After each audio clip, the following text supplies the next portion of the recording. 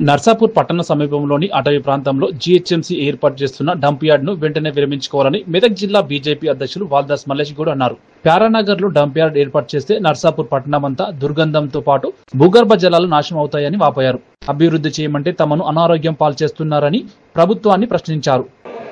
నల్లవల్లి పచ్చటి అడవి, మరి ఒక సైడు బొంతపల్లి నుంచి కాలుష్యం, ఒక సైడు బోరపట్ల నుంచి కాలుష్యం, చుట్టుపక్కల నుంచి అంతా కూడా నర్సాపూర్కు ఒక విషం ఫైజన్ లాగా పొల్యూషన్ చుట్టూ కవర్ చేస్తుంది. దాంట్లో కొంత మేము మంచిగా నర్సాపూర్ ప్రాంతము, నర్సాపూర్ ప్రజలు, నర్సాపూర్ చెరువు కానీ, నర్సాపూర్ ప్రాంతపు బోర్ల వాటర్ కానీ కొద్దిగా మంచిగా ఉందంటే ఇదే ప్రాంతం.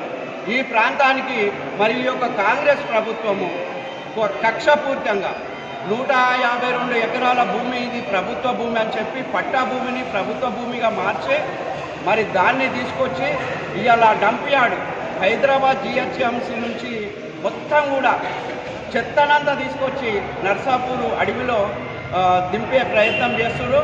దీన్ని తీవ్రంగా మేము ఖండిస్తున్నాం. ఇప్పుడు అన్ని ఏకపక్షంగా వ్యాపారస్తులు కానీ మరి రాజకీయ నాయకులు, అన్ని పార్టీల నాయకులు కూడా దీన్ని ఏకగ్రీవంగా మేము ఖండించడం.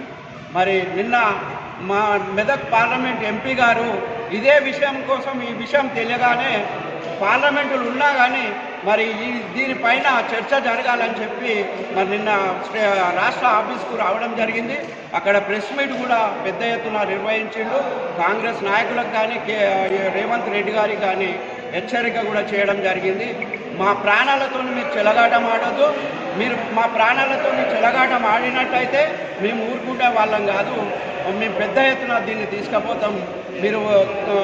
మీరు ఇప్పుడే ముందే ఆలోచించి దీన్ని గిట్ట విరమించుకోకపోతే మేము దీన్ని తీవ్రంగా ఖండిస్తూ మరి ఉద్యమంగా లేపి దాన్ని డంప్ యార్డును ఇక్కడ నుంచి తరలిస్తామని చెప్పడం జరిగింది. ఈరోజు కూడా వారికి ఒకవేళ సమయం దొరికినట్టయితే మరి పార్లమెంటులో కూడా ఈ యొక్క డంప్ యార్డ్ విషయాన్ని చర్చకు తీసుకొస్తానని కూడా మాకు హామీ ఇవ్వడం జరిగింది.